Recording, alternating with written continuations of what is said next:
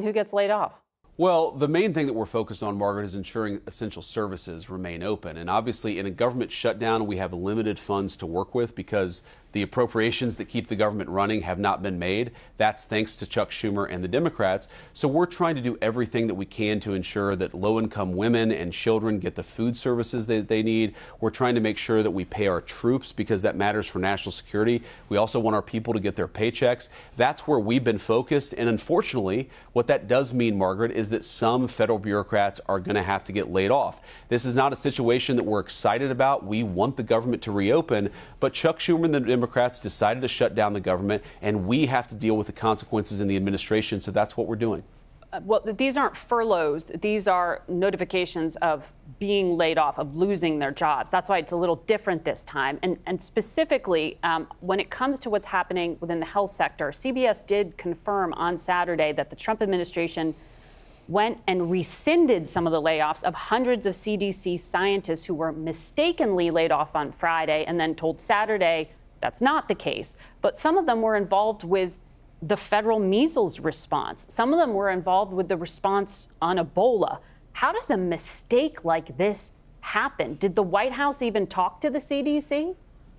Well, so two responses to that, Margaret. First of all, I want to assure the American people that the frontline healthcare workers, the people who monitor measles, Ebola, and other infectious diseases, those people are still on the job, and we're trying very hard to figure out how to ensure those people get a paycheck, of course, because we want them to be happy and healthy. We want them to be able to do their jobs well.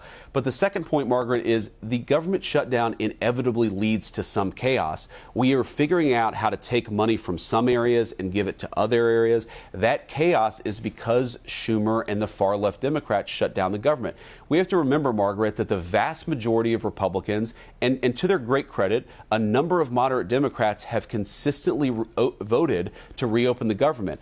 But if Chuck Schumer and the far left Senate Democrats are going to shut down the government, that is going to lead to some chaos. So you ask, how does this mistake happen? It happened because Chuck Schumer shut down the government, and we're trying to make sure that essential services still function in the face of that shutdown. But that was a White House decision to lay off these individuals. You heard the president talking about that. That wasn't Chuck Schumer's decision. I understand your broader point on the negotiations, but the layoffs came from the president and the White House. But my point is, Margaret, that we have to do layoffs because we have to preserve necessary resources to do the most critical things that the government does. And in that phase, you're going to have some chaos. You're going to lay off people, frankly, Margaret, that the White House doesn't want to lay off. We would like to reopen the government and ensure these essential services stay on.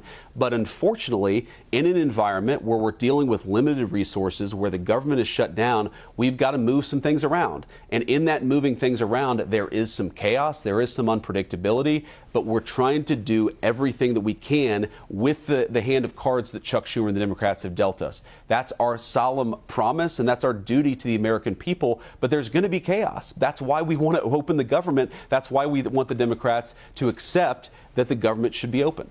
But are you confident that these job